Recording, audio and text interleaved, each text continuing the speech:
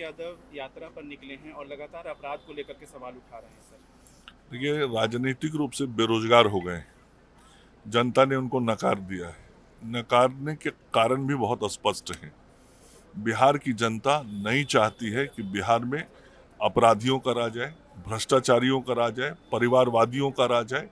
और अभी ही नहीं नकारा, 2005 के बाद हर चुनाव में बिहार की जनता ने राष्ट्रीय जनता दल को नकारने का काम किया। और इस लोकसभा चुनाव के जो परिणाम है, उस परिणाम ने स्पष्ट कर दिया कि बिहार की जनता किसी भी सूरत में, किसी भी स्थिति में, चाहे लोग कितना भी दिन भर झूठ सच बोलते रहे, लोगों को गलतफहमी पैदा करने की कोशिश करती रहे, जनता ना तो इनकी गलतफहमियों में आने वाली है, ना इनके सपनों में फंसने वाली है।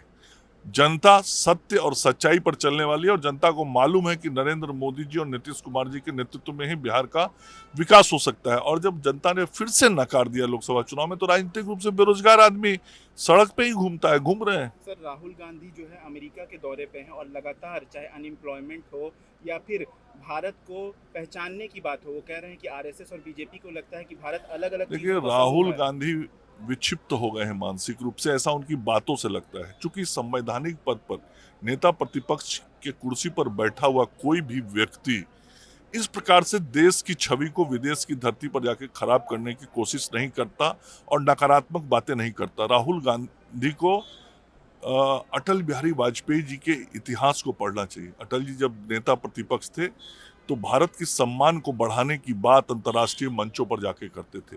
देश की भूमि के बाहर राजनीति नहीं की जाती, लेकिन चूंकि देश के अंदर जो परिवेश है उसमें ये राजनीतिक रूप से लगातार 3 चुनावों से परास्त हो रहे हैं और परास्त होने के कारण हताश हो गए हैं। और हताशा में इस प्रकार के बयान विदेशी धरती पर जाके देते हैं। कोई भी स्वाभिमानी भारतीय इस प्रकार से भारत के सम्मान को चोट नहीं पहुंचाएगा।